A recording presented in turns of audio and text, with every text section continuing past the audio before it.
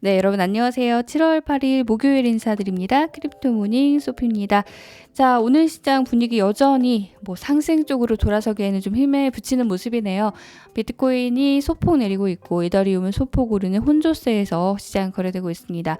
그래도 알트코인들 중에서 오르는 것도 좀 있지만요. 또 내리는 것도 그만큼 많아서 시장 혼조세에서 거래되고 있다고 해도 괜찮을 것 같은데, 일단 비트코인은 7거래일간 2%가량 내리고 이더리움은 2%가량 오르면서 분위기 반전 크게 해내지 못하고 있는 모습이고요. 그래도 유니스왑 같은 또는 에이브 같은 것들은요, 조금 이 디파이에 대한 기대감과, 에이브는 특히 어제 전해드렸습니다만 기관용 플랫폼 런칭 소식에 상승세가 돋보이고 있는 모습입니다. 7거래일간 27% 상승 보여주고 있는 모습이에요.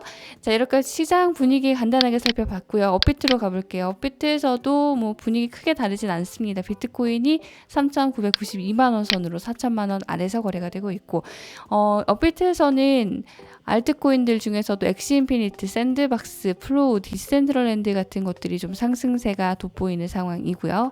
자, 그 밖에 분위기가 크게 나쁘진 않습니다만 역시나 오르고 치고 올라오고 있는 그런 모습은 아니네요. 비트코인도 강보합권에서 거래되고 있습니다.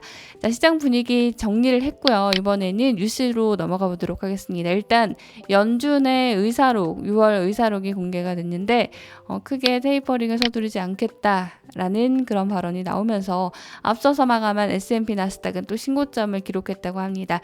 지금 시장에서 화두가 되고 있는 게 테이퍼링이죠. 테이퍼링을 하게 되면 위험 자산으로 여겨지는 주식시장, 또 디지털 자산 시장에도 어느 정도 영향을 미치게 될 텐데요. 일단 주식 쪽에서 긍정적인 반응이 나왔습니다. 하지만 디지털 자산까지는 그 분위기가 크게 넘어오진 않고 있습니다. 하지만 이럴 때일수록 조금 그래도 그 부정적인 기운이 오면 사실 같이 오거든요.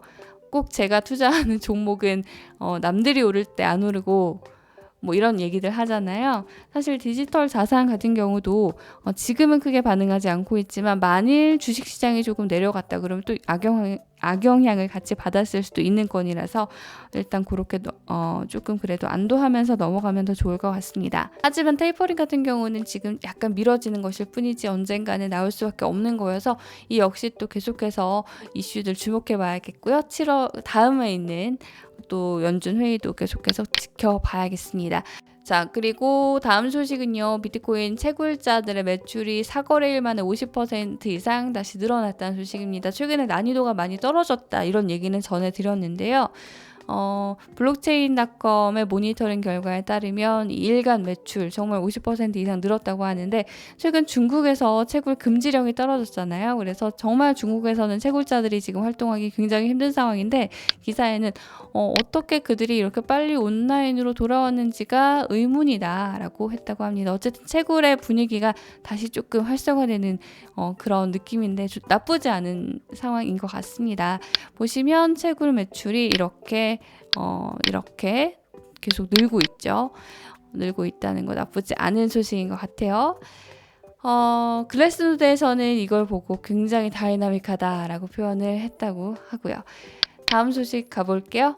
포브스의 기사인데요. 비트코인이 3만 달러대 중반에서 스트러글, 분투 노력을 하고 있는 가운데 28억 7천만 달러? 맞나요? 네, 28억 7천만 달러 정도의 크립토 웨일이 늘어나고 있다. 스파이크, 튀다 이런 뜻인데, 마찬가지로 비트코인이 이렇게 가격이 좀 헤매고 있는 사이에 고래들이 출현했다는 얘기겠죠.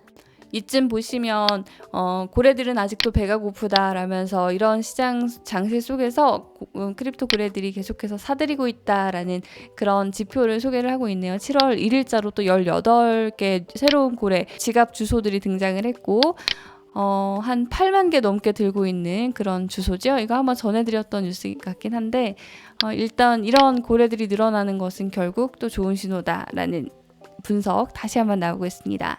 그리고 새로운 그런 서베이도 나왔는데, 니켈 디지털 자산 운용이라는 곳에서, 자, 그리고 니켈 디지털 에셋 매니지먼트라는 2억 달러 넘게 크립토를 운영하고 있는 헤지펀드가 조사를 했더니요, 82%의 기관 투자자들, 자산 운용가들, 영국과 프랑스, 독일, 아랍에미리트에 퍼져 있는 이 사람들이 디지털 자산 홀딩 보유량이 2023년까지 크게 늘어날 것이다 라고 예측을 했다고 합니다. 그러니까 언젠가 또 이 크립토에 조만간 들어갈 거라는 얘기 아닌가 싶어요.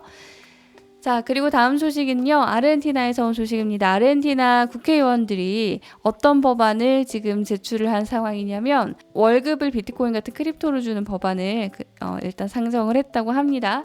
엘살바도르에 이어서 또 아르헨티나 같은 남미 국가에도 비트코인 바람이 또 부는 거 아닌가 모르겠는데요. 사실 원래 불고 있긴 했습니다.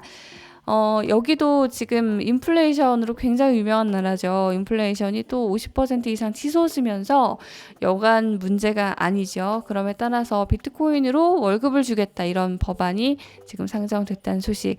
결국 이런 것들 모두가 비트코인을 좀 활성화하고 대중화하는데 득이 되는 뉴스이기 때문에요. 전해드렸고요. 또 어제 댓글을 보니까 너무 나쁜 뉴스는 안 전하고 좋은 뉴스만 전한다라는 그런 댓글을 남겨주신 분이 있던데 사실 뭐 뉴스를 일부러 좋은 것만 골라서 전해드린다기보다는요. 일단 전반적인 시장 분위기가 지금 많이 침체되어 있는 건 사실이고 그 와중에 이 시장이 지속하는 한 결국에는 좋은 뉴스가 주는 게 또 축적이 돼서 다시 한번 시장이 반등이 나올 수 있는 거고 제가 보기에는 이 시장이 죽으려면 기관들이나 뭐 여러 개가 다 떠나야 되거든요. 규제도 없어야 하고 하지만 규제는 계속 생기고 있고 또 기관들의 진입은 계속 나오고 있고 그래서 결국 이런 뉴스들이 축적이 돼서 다시 한번 상승 모멘텀을 찾아야 되는 시기가 아닌가 해서 계속 찾아서 전해드리는 거기 때문에 특별히 뭐 제가 시장을 내다보는 전지전능의 능력이 있는 건 아니니까요. 자, 그런 점은 좀 참고해 주시길 바랄게요.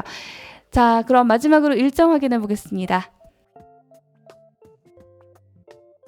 네, 제가 조금 목 상태가 안 좋아서 조금 듣기 불편하셨을 수도 있을 것 같아요. 원래대로 회복을 하고 다시 돌아오겠습니다. 코로나19가 지금 창궐한 지 2년이 다 돼가는데 여러분 지금 서울 수도권을 위주로 코로나 팬데믹이 다시 한번 찾아오고 있다니까 늘 건강 유의하시고요. 저는 내일 다시 인사드리겠습니다. 고맙습니다.